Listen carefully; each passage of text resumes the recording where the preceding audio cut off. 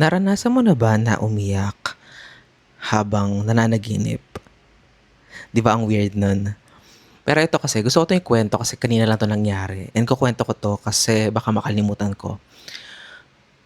Kanina nagising ako kasi nanaginip ako ng masama. So ganito yung panaginip ko. Meron daw tatlong lalaki, so nandito ako sa bahay. Meron daw tatlong lalaki tapos meron silang dala na yung saw na pangbakal. Tapos nilagari nila yung gate, as in yung lock gano'n.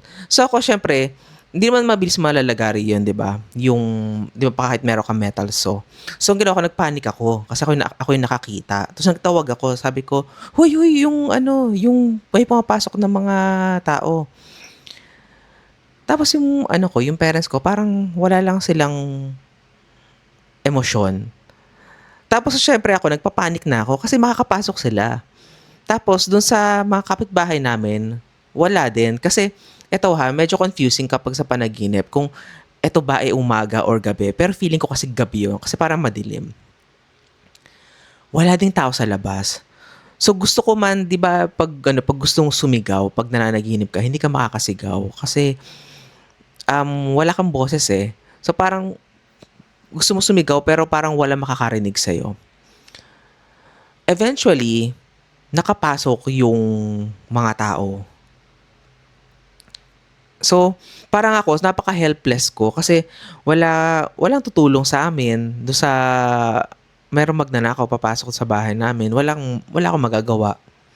Tapos na-realize ko na yung palang mga magnanakaw, wala silang dalang kahit anong weapons, gano'n. Tapos parang ang nasa mindset ko lang is, okay magnanakaw sila, pero kami napaka-helpless namin. Wala kaming magagawa. Tapos parang nagtawag pa sila ng mga kasama nila. Parang paparating na yung mga kasama nila. So yun pala. So para siyang planado, ganun. Na tatlo lang muna sila. And then pag nakapasok na sila, pag alam na nilang helpless yung victim, ganun, parating na yung mga kasama nila. So ako, umiiyak na ako doon sa panaginip. Like wala naman luha, pero yung emosyon na parang please lang, parang wala namang kaming maibibigay, mga gano'n. Nakahawak ako dun sa braso nung isa. Tapos sabi nung isa, parang ang teenager lang yun eh. Sabi nung isa, wala akong magagawa eh, parang ano lang ako dito eh, look out lang ako dito, ganun. Tapos, di iyak-iyak na ako dun sa sa panaginip ko. Tapos dumating na yung mga kasama nila. Parang ano eh, parang ilan silang mga kotse. Ang nakaka-confuse, 'di ba siyempre, hindi mo madi-distinguish talaga na panaginip siya. Akala ko kasi talaga parang totoo kasi yung mga panaginip ko kasi is very vivid, malinaw talaga siya. So parang very realistic.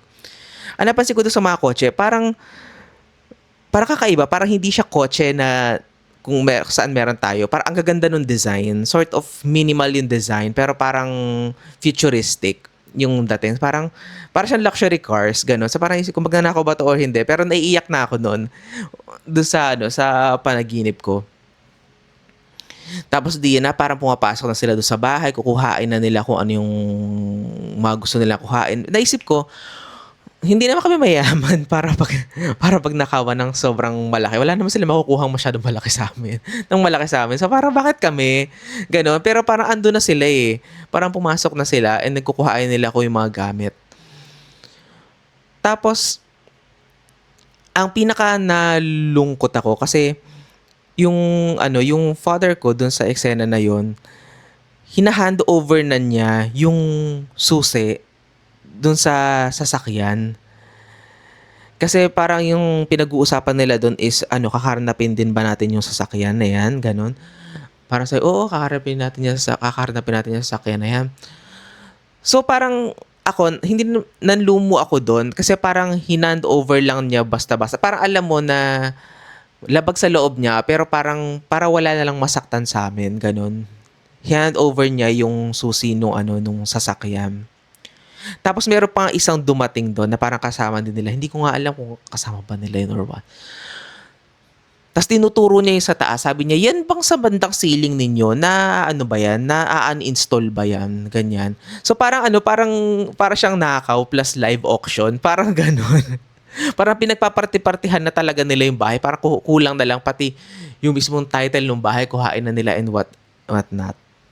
Tapos dun sa panaginip na yon, parang napaka-helpless ko. Ang ginawa ko, yung susi nung sasakyan, parang kinuha ko. Parang hindi medyo hindi unaware eh. Medyo all over the places yung yung attention ng mga nagnanakaw. Ganon. So parang hindi pa nila napapansin yung susi nung sasakyan. Kinuha ko. Tapos napansin ko yung katapat namin na bahay, parang bukas yung nila, yung gate nila. Tapos andun siya.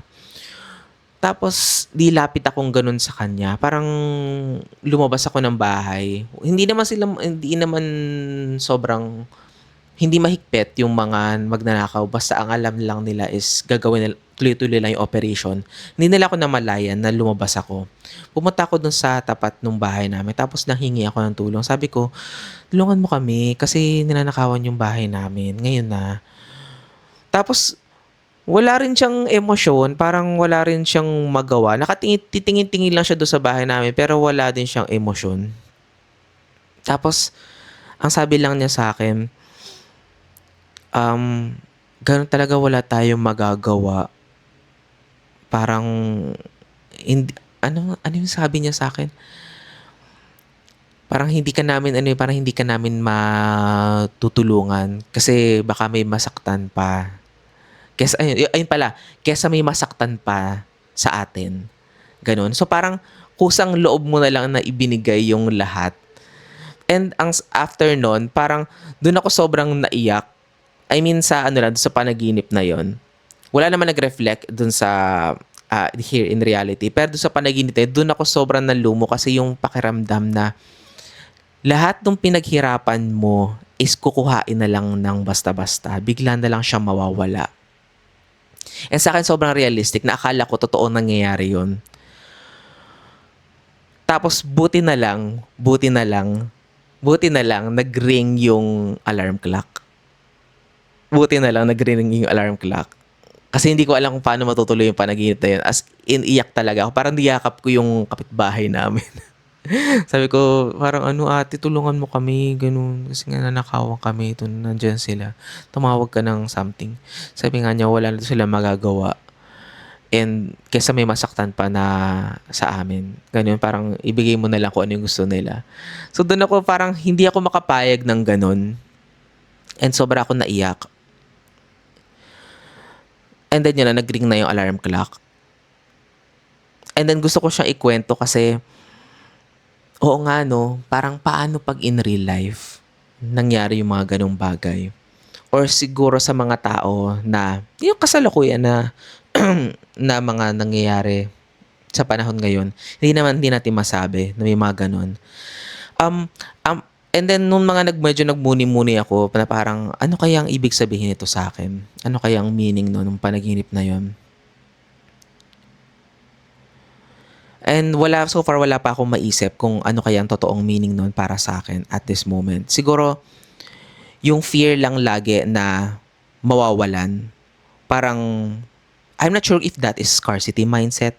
Pero yung parang yung feeling na lahat ng pinaghihirapan mo is napupunta sa wala. Which is yun na sobrang nakakatakot. Meron din naman kaming instance noon na nanakawan na kami. I mean, ito in real life. Pero that was 10 or 15 years ago. Ganon.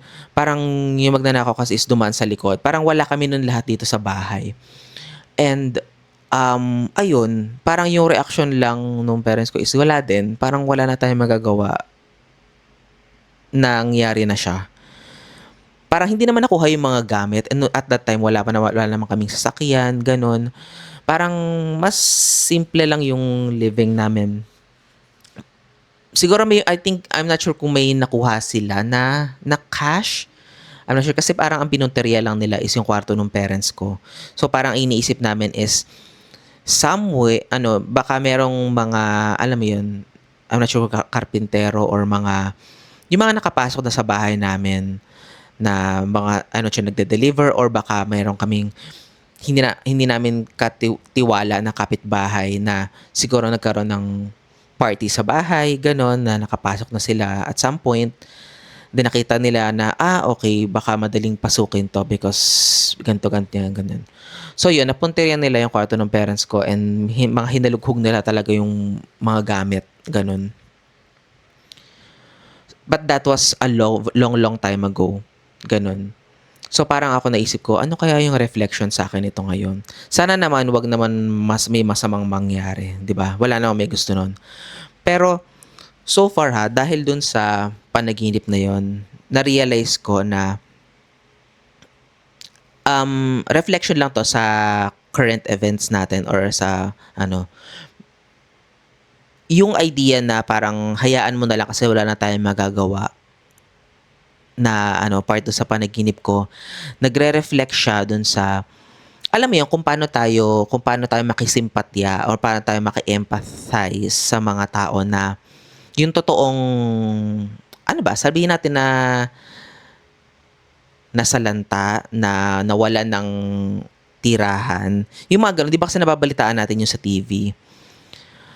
And so far kasi 'di ba 'pag sa social media, ang bilis nung mga bagay-bagay. Para isang scroll mo parang masamang balita, isang scroll mo masamang balita, isang scroll mo gano'n. So parang sa kauulit ng kauulit, like ano ba, mga nadisgrasya, mga kung ano man na misfortune na nangyari, 'di ba? Na halimbawa mga pinag-ipunan nila tapos biglang may isang gano'ng balita, yung parang pinag-ipunan nila na retirement tapos biglang nasunog ba or parang kinain siya ng mga daga, gano'n. Basta or ay hindi, inanay yung ano nila, yung savings bank nila.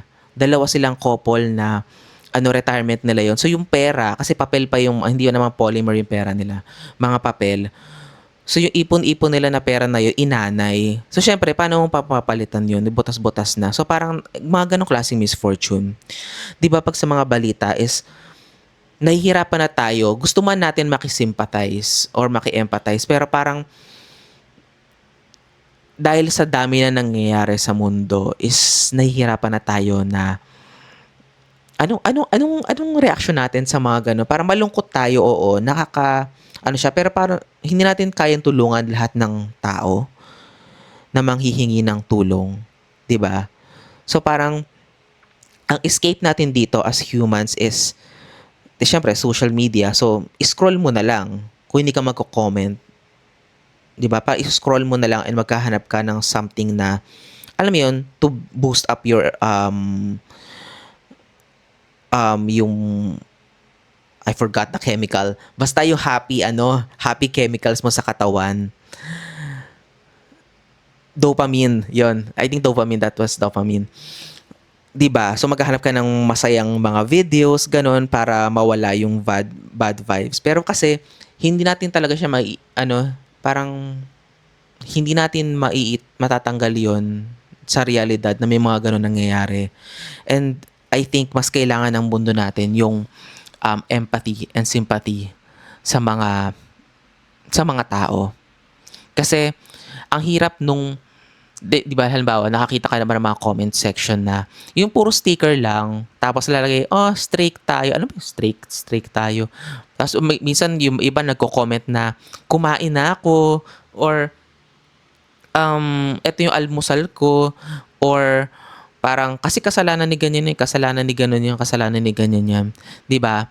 Parang hindi man lang tayo makabuo ng tamang response kasi masaklap yung nangyari dun sa mga tao na yun.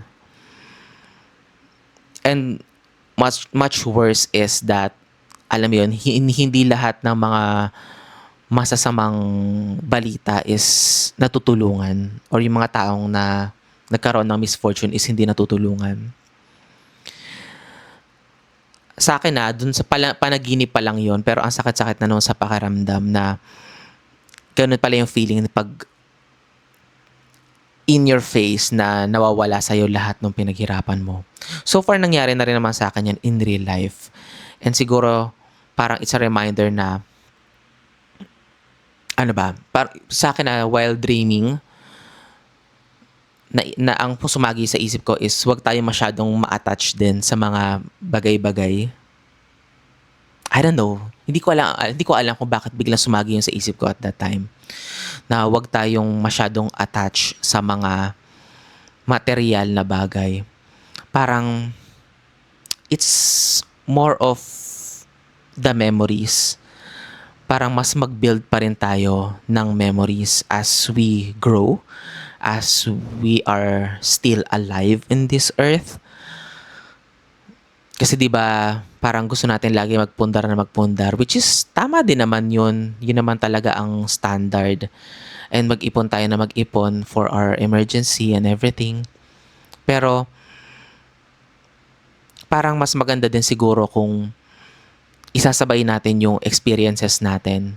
Mag-build din tayo ng mas masasayang memories. Kasi paano pa nga pag dumaan tayo sa point na magkaroon tayo ng misfortune. 'Di ba? Parang yun lang yung pagkahawakan mo eh. Parang you put all your eggs in one basket, which is yung material possession mo. And ako, sa akin, parang dumaan na rin ako sa mga bagay, sa mga times na wala or very low. And hindi naman din kami mayaman. So, alam ko yung pakiramdam na nang wala, ganun. And hindi siya masayang pakiramdam. Kaya, alam mo yun, kung meron akong, like for example, ito, kumakain ako, like, isa to sa mga memory na kinikip ko sa sarili ko kasi gusto ko maramdaman na at some point in my life, nakakain ako dyan. At some point in my life, na-achieve ko yan. Saglit lang yan, parang kakain ka lang naman eh, nalasahan mo lang yung pagkain. Pero, at least, I have this memory na panghahawakan na, ay, nakakain ako dyan. Dumating naman yung time na, di ba kasi yung mga stores ngayon is nagsasara na din, ganon. May mga tindahan na hindi naman nagtatagal ng sobrang tagal. After matapos yung hype dun sa isang restaurant or dun sa isang establishment, merong ibang establishments na magbo-boom, malulugi sila, and then magsasara na rin sila. And then magre-regret ka na, bakit ba hindi ako kumain dito? Bakit ba hindi ko siya pinuntahan? Bakit ba hindi ko ginawa to? Parang sayang. Sana kahit isang beses lang, sana na-try ko. Mga ganun. It's a very sad, up to now, na nagkukwento ko, parang nalulungkot pa rin ako na, oh my God, sana naman walang mangyaring masama. I mean, marami pa man din akong plans, ganun. Ang hirap kasi ng ganun, di ba? Parang, kung kailan ang dami-dami mong plans, kung kailan ang saya-saya mo, tapos biglang sasagi sa isip mo, yung biglang meron dark cloud ng, oo nga no, what if ang saya-saya ko ngayon, tapos the next week, the next months, may something na, pagkagastusan, di ba? Yung mga pag nag-iipunan mo biglang may na pupunta sa ibang bagay. Wag naman sana, di ba? I don't know. Positive thinking pa rin naman ako. Positive thinking. I just want to share this kasi, yun nga, for the sake of empathy and sympathy na tayo as humans na nabubuhay pa up to now, live our life to the fullest, and pag meron tayong mga nababalitaan sa mga kakilala natin o hindi man natin kakilala. Mostly hindi kakilala kasi social media, nag-check tayo, nababalitaan natin. I mean, magkaroon tayo ng empathy and sympathy. Huwag tayong mag-comment ng mga alam natin na makakasakit. Kasi hindi natin alam kung kailan din sa atin mangyayari yun. Hindi porket nasa maganda tayong kalagayan, that means ida-down natin yung ibang tao kapag nagkakaroon sila ng misfortune. Kasi hindi na nga natin sila matutulungan on the first place, ida-down mo pa, 'di ba? Ang saklap lang ng ng ganon, 'di ba? We don't want any bad karma na bumalik sa atin. Kasi alam mo 'yun, kung ano yung ina-attract natin, yun din naman yung babalik sa atin. And kung anong gagawin natin sa ibang tao, yun din yung babalik sa atin. So, I think that's all for now. And thank you sa pakikinig at sa panonood sa akin na kumain. Yun lang. Next time uli.